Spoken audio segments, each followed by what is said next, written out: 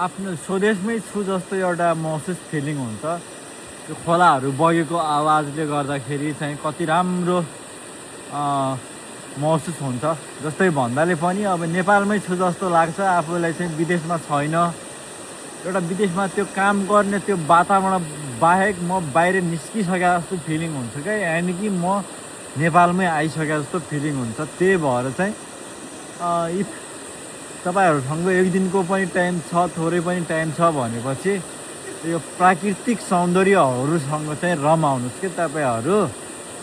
खोलानाला भयो, पहाडहरू भयो, वन जङ्गल भयो, नदी नालाहरू भयो, यस्ता यस्तै ठाउँहरू। हाम्रो त प्राकृतिक धनी देश भएर हामीलाई चाहिँ त्यस्तै मनपर्छ नि त। हामीलाई त अब यो मानव निर्मित ठुला ठुला भवनहरू, ठुला ठुला गगनचुम्बी यत्रा बिल्डिङ घरहरू भन्दा पनि यस्तै बिल्डिङ घरहरू देख्यो भने त अर्कै दुनियाँमा आए जस्तो लाग्छ नि त हामीलाई चाहिँ। तर म चाहिँ प्राय यसरी नै खोला नाला वन जङ्गलहरूमा यसरी बगिएको पानीमा आउँदाखेरि चाहिँ म नेपालमै छु जस्तो लाग्छ। 4 वर्ष भइसक्यो दक्षिण कोरियामा म बसेको। मलाई चाहिँ हौसला दिने मेरा मित्रहरू भनेका नै यिनै खोलानालाहरू हुन्, यिनै वन जङ्गलहरू हुन्। मलाई मेरो परिवार सबैको माया मैले यिनैहरूबाट पाएको छु।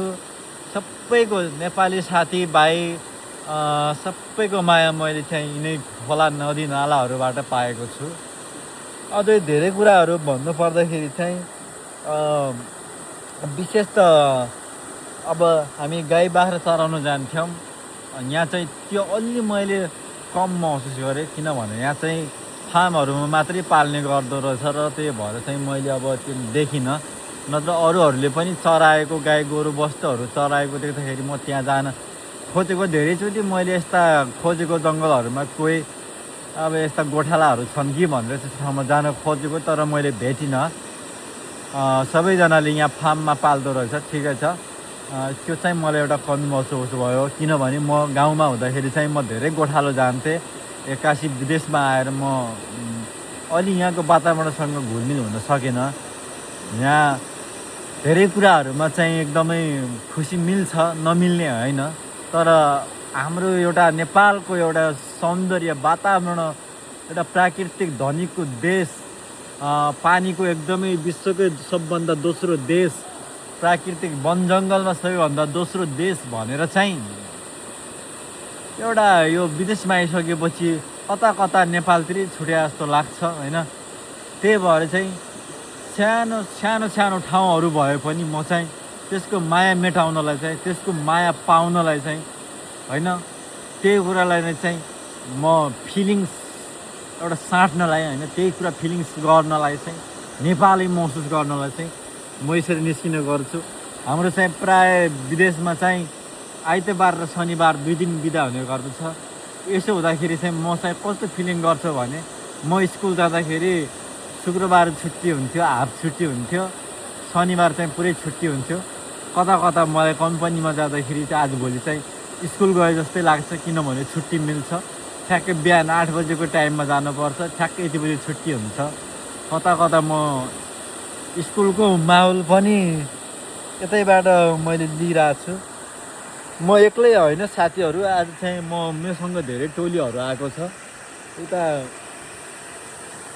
सबैजना टोलीहरू उता बसेको छ, खेल्दैछ, रमाइलो गर्दैछ। मैले भने निस्क्यौँ न भनेर बल्ल बल्ल लिएर आएको हो। टोलीहरू साह्रै अल्छी छ, लास्टै छ क्या। 1-2 जना मात्रै राम्रो छ त्यहाँ, अरू सब यस्तो अल्छी छ, यस्तो अल्छी छ कसम होइन। घरिघरि त झ्याम यहाँबाट हानेर नि अब के गर्नु। अब दाजुभाइ मिलेर बस्नुपर्छ नि त, परदेशमा माया गर्नुपर्छ होइन। धेरै कुराहरूमा चित्त नबुझे पनि चित्त बुझाउनु पर्छ, अरूको कुरामा पनि कुरा बुझाइदिनु पर्छ होइन।